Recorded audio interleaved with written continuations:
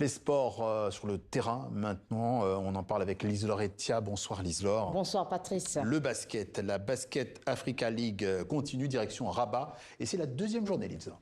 Oui, deuxième journée au cours de laquelle JC Kings enregistre une deuxième défaite consécutive. Les Ivoiriens ont été dominés par les Nigérians du Macton Flyers 76-68. Et puis le choc d'Afrique du Nord, un duel serré entre le club africain et Al Ahly qui a tourné à l'avantage des Tunisiens qui s'imposent d'une longueur devant les Égyptiens 69-68. Alors le programme de la troisième journée, il y aura deux rencontres. L'association sportive et culturelle de la ville de Dakar affrontera Al Ahly et Macton Flyers sera opposé au FUS de Rabat qui évolue à domicile. Alors toujours en basket, on connaît la date de la draft, la draft de la NBA, la célèbre ligue américaine de basket, et ça se déroulera les 23 et 24 juin prochains. Et être drafté, c'est un rêve pour de nombreux jeunes. Oui, et parmi ces jeunes, Eji Dibansa, ailier de 2,06 m, âgé de 19 ans.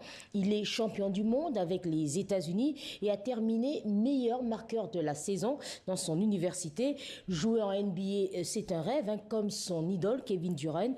Eji Dibansa hier a fait une grande annonce et c'était cette fois dans son ancien collège dans le Massachusetts devant des élèves et ses anciens professeurs. Écoutez.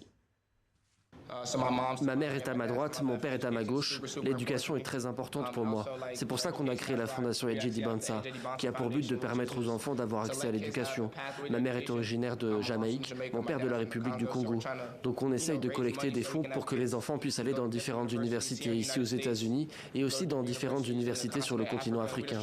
Et on essaie juste d'aider les enfants à avoir une éducation. Donc c'est le message principal que j'ai pour vous tous, les enfants qui êtes présents aujourd'hui. Juste vous dire de rester à l'école. Je sais que ça fait très cliché, mais bon. Mais laissez-moi juste vous annoncer cette nouvelle avant qu'elle ne se répande. Aujourd'hui, je me présente officiellement pour la draft 2026 de la NBA.